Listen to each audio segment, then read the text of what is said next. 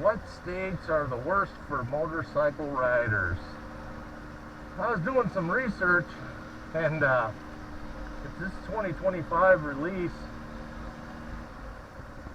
based on this study, and I was kind of surprised, but not really, I guess, because I only ride in one state anyway. But they have a ranking from state to state, and so far the 3 worst states for a motorcyclist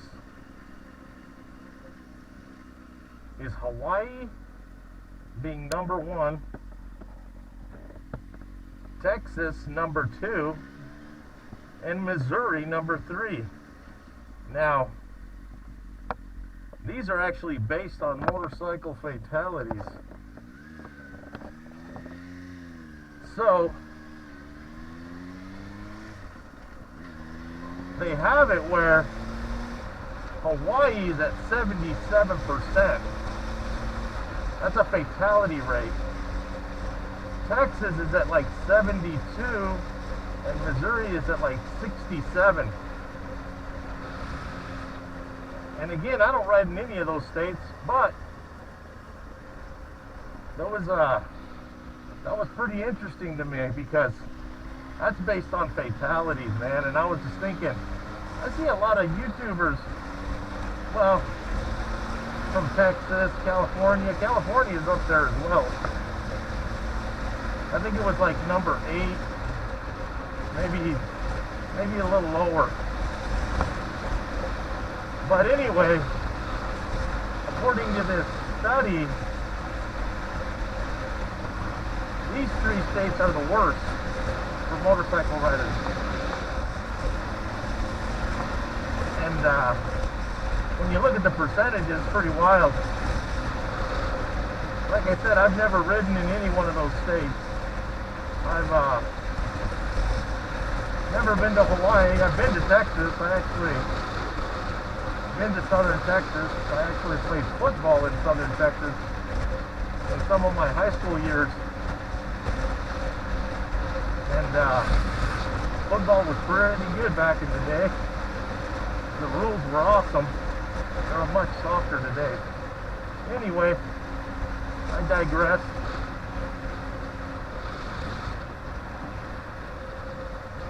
So that being said, I never rode motorcycles in Texas.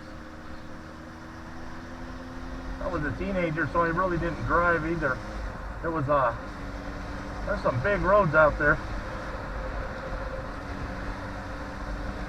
All in all, you know, for the riders who live out in those areas, you would know better than I. But also, this statistics 2025, and you can look it up. But these 3 states are pretty bad. Now, Missouri, I've never been to Missouri. I've known people from Missouri that actually came out to the West, and cool people.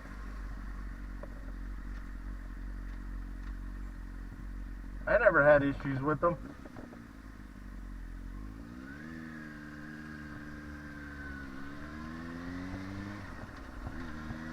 But I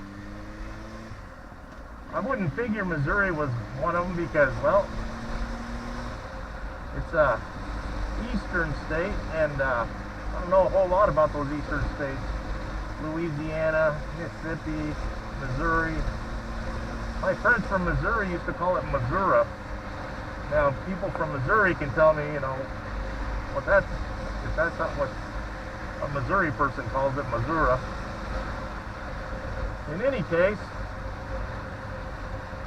my state's like 47, so I gotta say, for the most part, we got some pretty decent drivers, but we are getting a lot bigger, so some of these drivers come from big cities.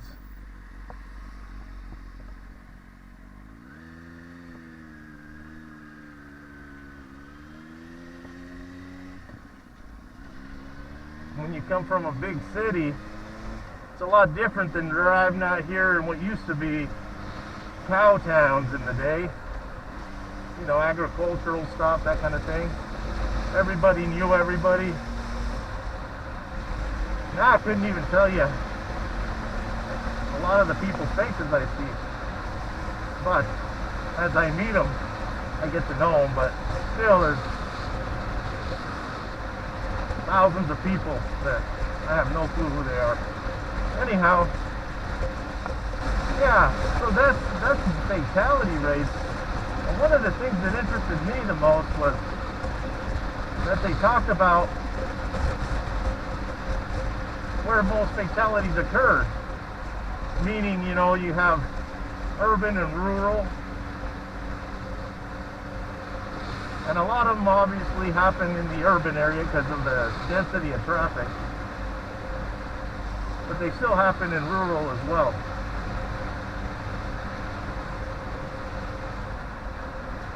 And then for some of us riders who ride, some of those fatalities, which is the greater percentage, happen on the weekend. So the weekend rider that comes out on the weekend, their percentage ratio was freaking high, man. So on the weekdays, people still, obviously, the fatalities happen. But the percentage rate is in the 60s on the weekends, and that's just 2 days. So for the weekdays, you get 5 days, and the weekend is the worst.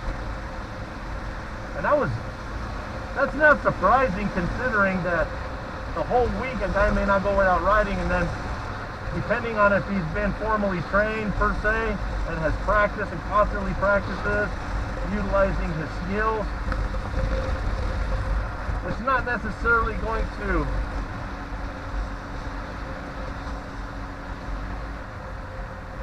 be like the person doesn't know how to ride. Maybe they've learned how to ride on the street. I don't know. One way or the other, the percentage ratio is super high on the weekend. And it's kind of surprising, but not really. Again, like I said, a person not riding all week and then comes out and starts riding for those 2 days,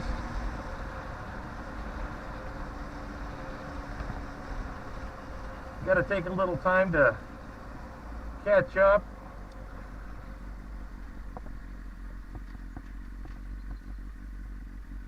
Practice up, get a feel for their bike again.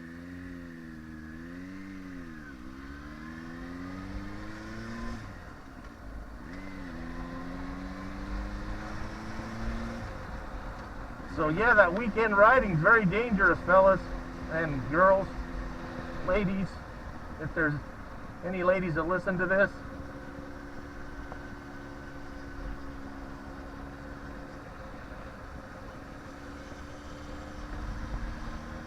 That is definitely something to be aware of. In any case,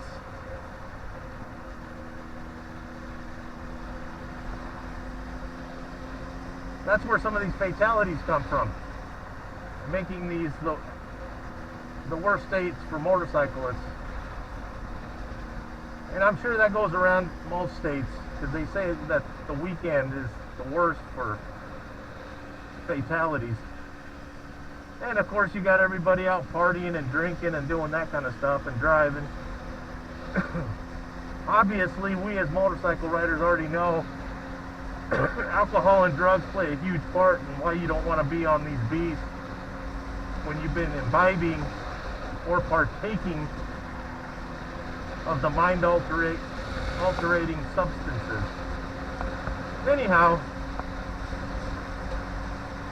the other thing is in the summertime, June, July, and August. Kind of the peak of the summer, if you ask me. And again, lots of variables. Obviously, speeding, that kind of thing plays a huge part in that. But they actually have a list where each state is designated a number, I guess. But Hawaii's number one, man. Now, I've never been to Hawaii and I've never ridden in Hawaii, so I guess people in Hawaii can be the ones who know what goes on there more than a non-islander. Anyway, yeah, I was pretty interested when I seen that, because I was just interesting. I was like, I wonder what the worst state is to ride a motorbike in. And 4 popped up, really. Arizona was in there too at number 4. And I was just like, wow, Arizona. Again, I see guys on YouTube that are from that area. And I'm not trying to scare people from riding, but again, educating oneself in what you're going to do is always a good thing. So like if I was going to race cars, I would have to educate myself with people who had the knowledge, who race, who can teach me, that kind of thing. Now, I actually come from people who love to race cars, so, and they have race cars. Street hot rods, you name it. Track, quarter-mile track runners, all that. In any case,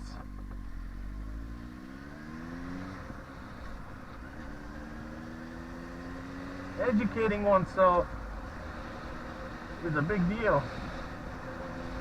I think that when people educate themselves, they make themselves smarter to understand the risks that they're taking and how to mitigate those risks.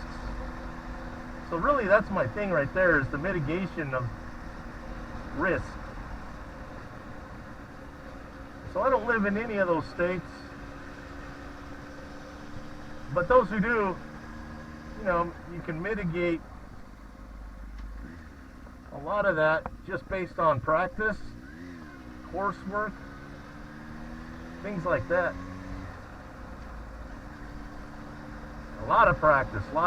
I can't even say it enough. Lots of practice.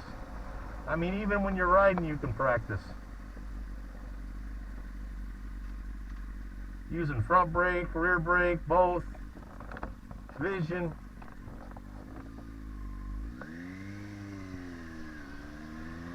Anyway, it's a big deal when you think about it.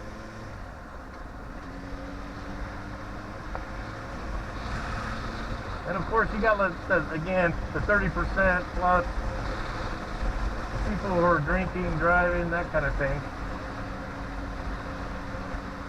Maybe higher than a kite, who knows. But ultimately, that's really the thing that I look at is what caused some of these wrecks. And it was the same thing, you know, speed, alcohol, that kind of thing.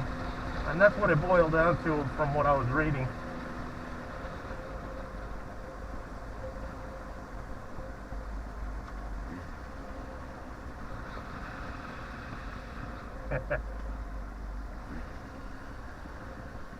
Anyway, I don't know, it's just interesting to me that I know Florida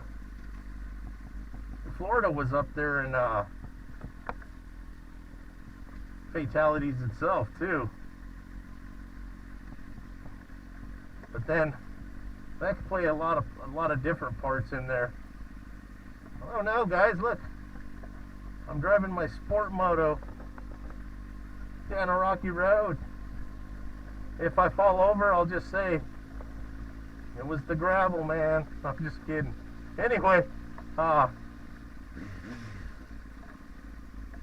that's the interesting aspect of all that to me, because it boils down to speed and drinking substances, shall I say, because Can't believe all of it was drinking.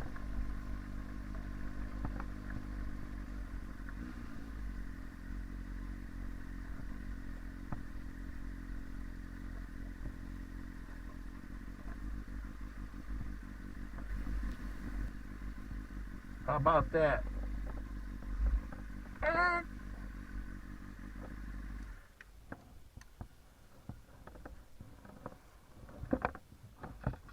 So yeah, those were the states that were the worst. And if you live in those states, don't drink, don't imbibe when you're riding your bike. But it's pretty wild just to see where the worst states are with the most fatalities. And Hawaii, Texas, Missouri. Arizona was in number 4. I don't think it takes any given city in those states, probably as a whole. But you weekend riders who take off and ride on the weekends, and that's what you do, is only ride on the weekend, be careful, man, because the percentages are much higher. Much higher. Anyhow, I'm just bringing these stats to you. You can look them up, 2025, and go from there. But it's always one thing that I say, is always practice. Be vigilant. That'll keep you safe, at least as safe as you can. Can't control everything, but can stay pretty safe.